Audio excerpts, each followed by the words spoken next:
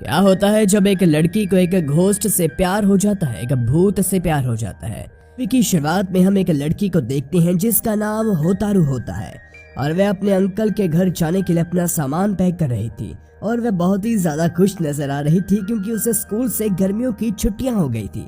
वह हर साल गर्मी की छुट्टियां अपने अंकल के यहाँ ही जाया करती थी। तभी होतारू की माँ उसे कहती है कि अपने सामान का ध्यान रखना, कहीं जल्दबाजी में अपना सामान भूल मत जाना। तभी वह अपनी माँ को कहती है कि मैं हर साल अपने अंकल के यहाँ जाती हूँ, मैं अपना ध्यान रख सकती हूँ। इसके बाद वह बस स्टॉप पर खड़ी हो जाती है और बस के आने का इंतजार करती है। इसके बाद होतारू सोचती है कि वह सिर्फ 6 साल की थी जब वह पहली बार उससे मिली थी और तब हमें फ्लैशबैक का सीन दिखाया जाता है।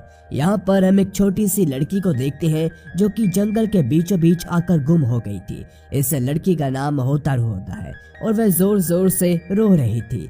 इस जंगल को पहाड़ के देवता का जंगल कहा जाता था और ये जंगल काफी खतरनाक भी माना जाता था। होतारू जोर जोर से रो रही थी, तभी उसे एक लड़के की आवाज सुनाई देती है। वह उस लड़के की तरफ देखने लगती है। उस लड़के ने अपने चेहरे पर एक मास्क पहना हुआ था। होतारू उस लड़के को देखकर खुश हो जाती है और भागकर उसे गले लगाने लगती है, लेकिन जैसे ही वह लड़के के पास जाती है वह लड़का पीछे हट जाता है और होतारू जमीन पर गिर जाती है। वह लड़का होतारू को कहता है कि अगर किसी भी इंसान ने उसे हाथ लगाया तो वह गायब हो जाएगा। ये बात सुनकर होतारू को कुछ भी समझ में नहीं आता। इसके बाद होतारू उसे कहती है, क्या तुम इंसान नहीं हो? फिर वह लड़का कहता है कि मैं इंसान नहीं हूँ।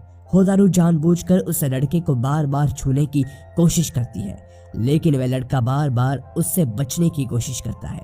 इसके बाद वह लड़का एक लकड़ी उठाता है और होतारू के सर पर मारता है। इसके बाद होतारू रोने लगती है और कहती है कि तुम इंसान नहीं हो सकते क्योंकि कोई भी इंसान बच्चों को ऐसे नहीं मार सकता। इसके बाद वह लड़का कहता है कि अगर तुमने मुझे गलती से भी छू लिया तो मैं गायब हो जाऊंगा, यानी कि मैं मर जाऊंगा। इसके बाद वह लड़का होतारू को कहता है, तुम इस लकड़ी के टुकड़े को पकड़ लो और इसके सहारे मैं तुम्हें जंगल पार करवा दूंगा।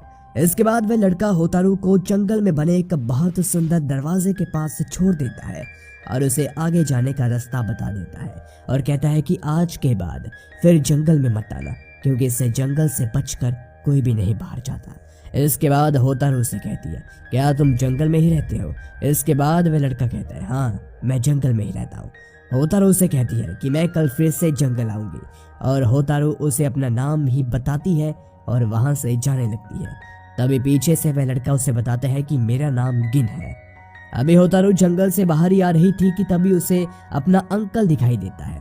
वह भागकर अंकल को गले लगा लेती है। अंकल उससे कहते हैं कि तुम्हें बिना बताए यहाँ नहीं आना चाहिए, ये जंगल बहुत खतरनाक है।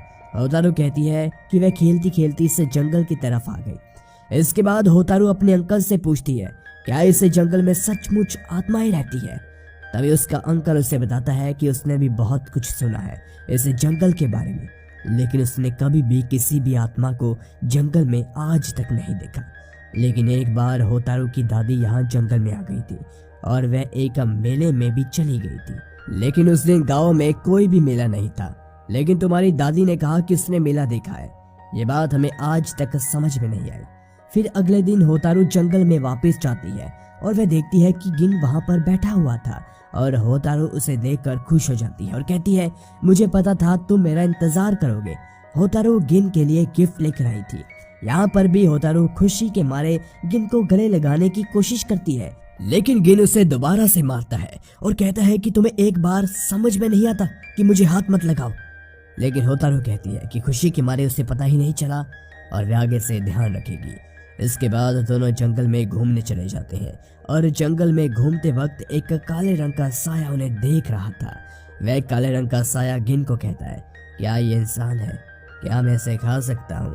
ये बात सुनकर होतारू डर जाती है और गिन के पीछे जाकर छुप जाती है। तभी गिन काले साये को कहता है, ये मेरी दोस्त है और इसका ध्यान रखना ही मेरा काम है।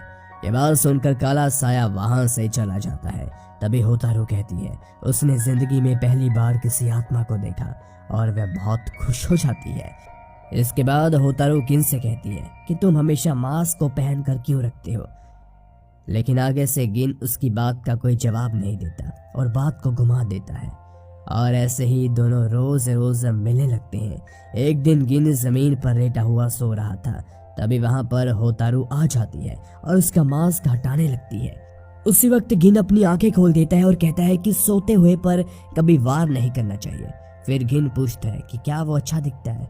होतारू कहती है कि तुम बहुत सुंदर हो, लेकिन तुम हमेशा मास्क क्यों पहने रखते हो।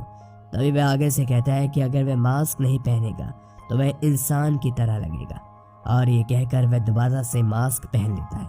यहाँ पर होतारू उसे कहती है कि वह आज आखिरी बार उसे मिलने आई है, क्योंकि वह आज वापस अपने घर चली जाएगी, क्योंकि आज से उसकी गर्मी की छुट्टियां खत्म हो जाएंगी।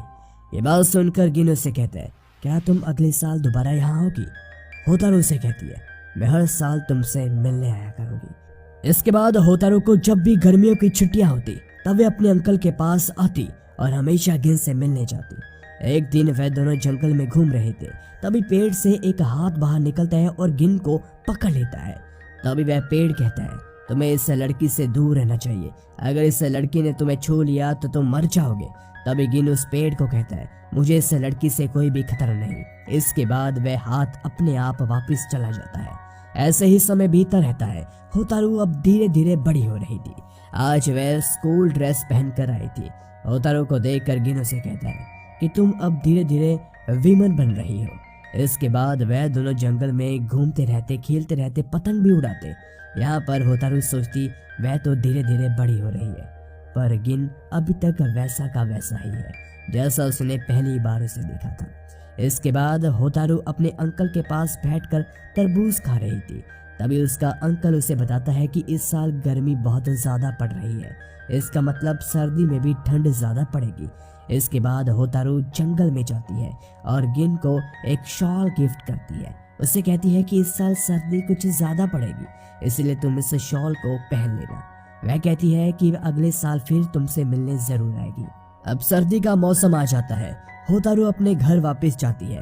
वह दिन भर गिन के बारे में ही सोचती रहती, इसलिए उसे खाना पीना भी अच्छा नहीं लगता। वह सोचती है कि वे एक बार गिन को जरूर छूना चाहेगी।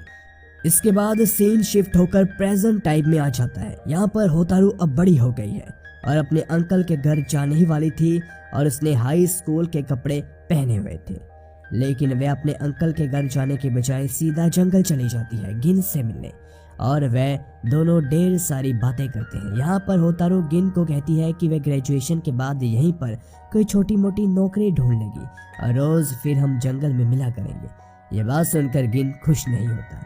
गिन को लग रहा था कि शायद उसकी वजह से होतारू जीना भूल गई है। यहाँ पर गिन अपने बारे में होतारू को बताता है और कहता है वह पूरी तरह से आत्मा नहीं है और ना ही वह पूरी तरह से इंसान है। उसके माता पिता ने उसे बचपन में ही जंगल में छोड़ दिया था और वह जंगल में बहुत रो रहा था।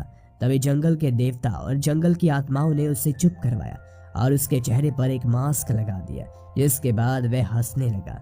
इसके बाद ना उसे भूख लगती है और ना ही उसे प्यास लगती है। इस तरह से जंगल के देवता ने उसकी जान बचाई।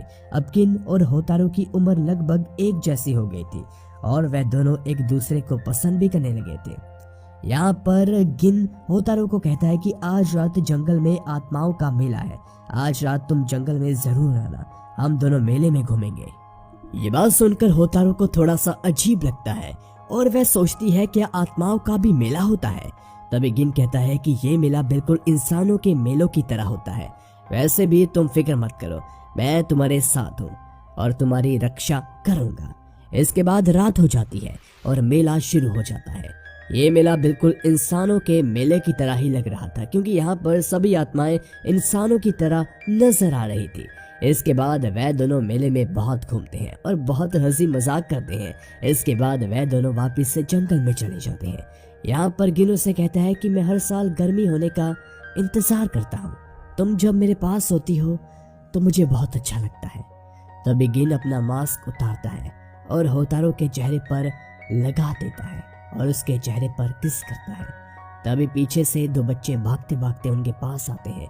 उनमें से एक बच्चा नीचे जमीन पर गिरने वाला होता है। तभी गिन उस बच्चे को पकड़ लेता है और उसे गिरने से बचा लेता है और वह दोनों बच्चे वहां से चले जाते हैं।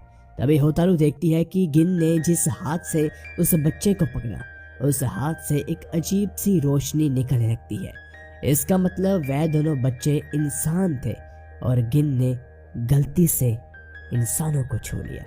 अब धीरे धीरे गिन के पूरे शरीर से रोशनी निकलने लगती है और वह हंसने लगता है और वह अपने दोनों बाहों को फैला देता है। होतारू को कहता है कि वह अब उसे छू सकती है। जिस पल का उसे पूरी जिंदगी इंतजार था, वह पल अब उसे मिल गया।